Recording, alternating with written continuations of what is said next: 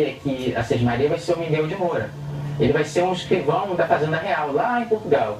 Mas só que ele nunca esteve aqui. Como ele fazia parte do Estado português, ele era próximo ao rei, o governador vai ceder uma Sesmaria a ele e ceder também ao Cristóvão de Barros, que era o capitão das naus que vieram para cá, trazendo os portugueses para lutar, para expulsar os franceses. Então vai ser a distribuição de Sesmarias em pagamento à expulsão dos franceses aqui. Então quer dizer que a ocupação, no caso, pelo português, já tinha ocupação de jesuítas, depois virou a ocupação... Não, os jesuítas vão vir depois disso. Ah, vem depois. Foi depois. O primeiro momento da ocupação, o que acontece? O primeiro momento, então, foi essas Sesmarias... Sim. Foi um pagamento, né? Um pagamento da expulsão dos franceses. Mas nesse momento também, nesse contexto da doação dessas Marias para o Miguel de Moura e outras pessoas mais, vai ser dada essa Sesmaria aos jesuítas. As Sesmarias aqui começam a ser doadas... Por causa das invasões. Sim, só por uma questão de elucidação aqui para os nossos telespectadores, né? Não ficar muito na história positivista, mas a gente tem que se atrelar um pouquinho a datas, né? Vai começar essa distribuição de Sesmarias em 1567. Mas as Sesmarias dos jesuítas vai se dar em 1570, 1571. Só que os jesuítas vão vir para cá em 1580, 1584. Depois que eles recebem oficialmente esse documento de posse, que eles vão vir para cá.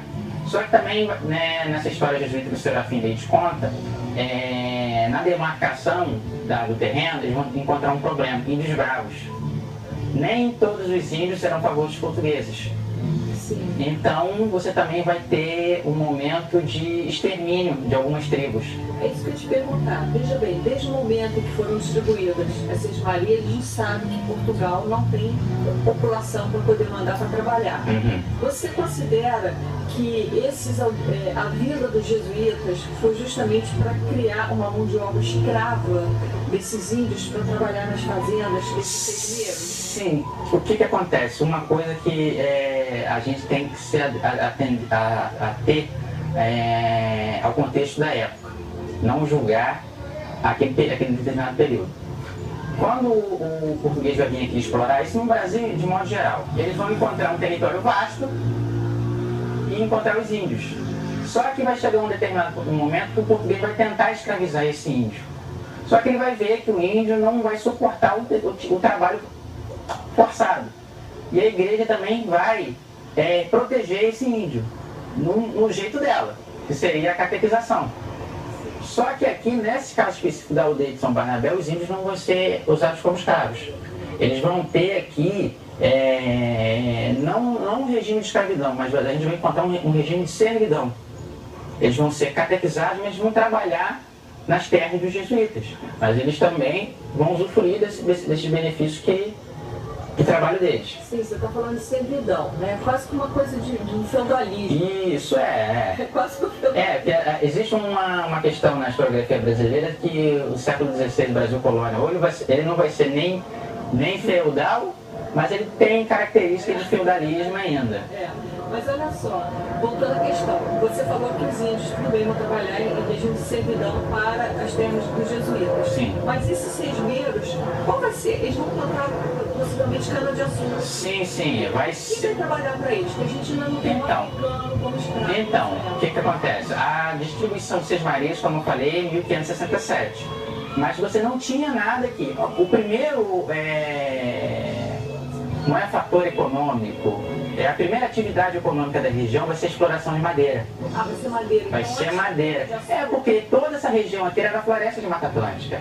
E até a beira do Mar Maricá, Rio de Janeiro, até a região de Minas Gerais, era só Mata Atlântica. Os portugueses vão começar a explorar a madeira para lenha, para a construção de navios, para a construção de casas. Eles vão limpar o terreno para depois quando a madeira vai acabar, que vai se começar o cultivo da cana-de-açúcar. A cana-de-açúcar vai ser introduzida primeiro no Brasil, na região do Nordeste, depois que ela vai vir para cá, porque aqui ainda era Mata Atlântica. Qual tipo de madeira, mais ou menos? Ah, mogno, ipê roxo, maçaranduba, perobas. São várias madeiras nobres. Você encontra alguns resquícios de Mata Atlântica espalhados aqui por Itaboraí, alguns tipos dessas madeiras nobres que foram exploradas. Só que eram vastas as florestas aqui, que foram derrubadas para atender as necessidades portuguesas naquele momento.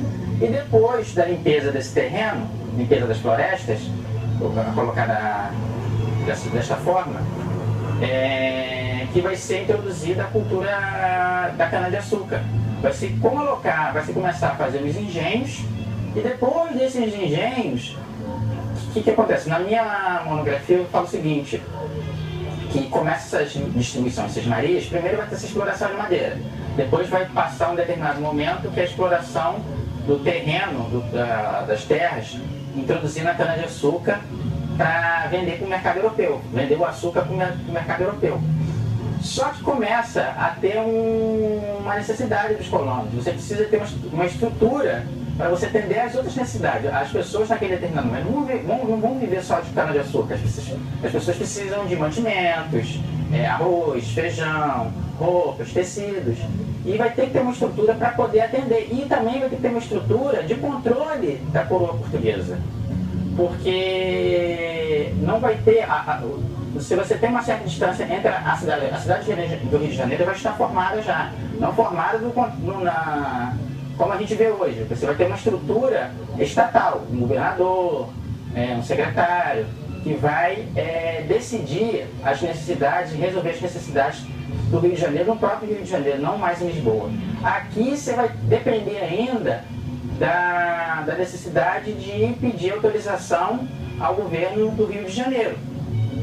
Só que, como o governador vai ver que a região daqui já está prosperando muito, você vai ter já no começo do século XVII muitos engenhos já com uma produção bastante acentuada, o governador Arthur Saia e Benevides, ele vai vir aqui, ele vai sair do Rio de Janeiro, ele vai para a povoação, para a freguesia de Santo Antônio de Cacerebu, e vai fundar a vila de Santo Antônio de Sá. E até 1889, a gente vai viver o regime do padroado.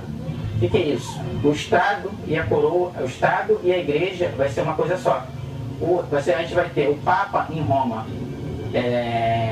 determinando a doutrina, determinando as leis da Igreja, mas você também vai ter o rei, no caso o nosso rei, o rei português, ele vai ratificar as decisões papais, mas também vai sustentar o clero. Ele vai pagar, no caso, fala em resumo, o padre vai ser um funcionário do governo.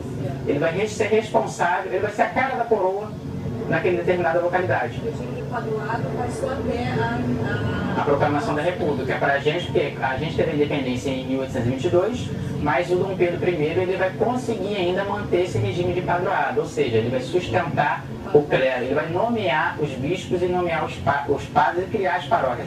Não vai ser uma prerrogativa só da Igreja Católica. A Igreja ela vai ser usada nesse momento para colonizar, ser a cara da coroa naquela determinada localidade, porque o Estado português ele não tinha recursos para você fundar uma cidade. As cidades, no caso dos municípios, durante o período colonial, elas não vão ser fundadas para moradia. Como a gente falou no primeiro momento, o Rio de Janeiro vai ser fundado, a cidade do Rio de Janeiro vai ser fundada para defender o território, para expulsar os franceses e manter o domínio português. Aqui a gente vai encontrar a fundação para diversificar e aumentar o controle da coroa portuguesa, facilitar o controle da coroa, facilitar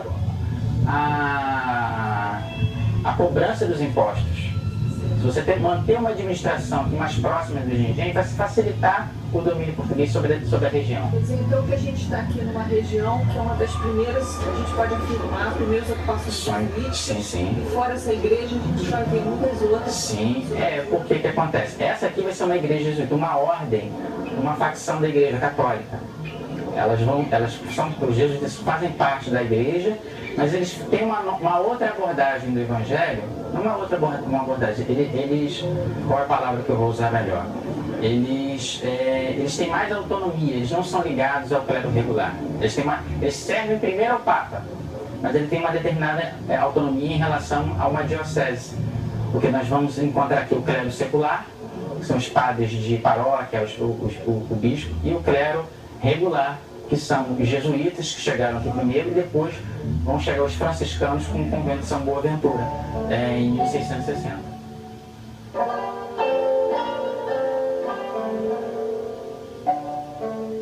O convento de São Boaventura foi edificado em 1784. Os colonos suíços ficaram alguns dias nesse convento para convalescer-se das doenças provocadas pela longa viagem marítima e recobrar suas forças antes de subirem a serra rumo à fazenda do Morro Queimado. O convento iniciou suas atividades em 1649 como um recolhimento dos frades franciscanos. Em 1660, iniciam obras para novas instalações e até o último quartel do século XVIII, o convento vinha recebendo acréscimos. O altar-mor de sua igreja era estilo barroco e todo floreado a ouro. Na torre da igreja do convento, a seguinte inscrição: se não faltaram na construção o trabalho e a graça de Deus, tampouco faltaram os aborrecimentos e contrariedade. No entanto, a extração de madeira por mais de 2 séculos provocou um impacto ambiental muito grande na vila de Santo Antônio de Sá. Associadas às enchentes naturais dos rios, irão ocorrer epidemias constantes de malária e febre amarela, denominada de febre do macacu, em princípios do século XIX. Sucessivas epidemias quase diziam a população de Santo Antônio de Sá.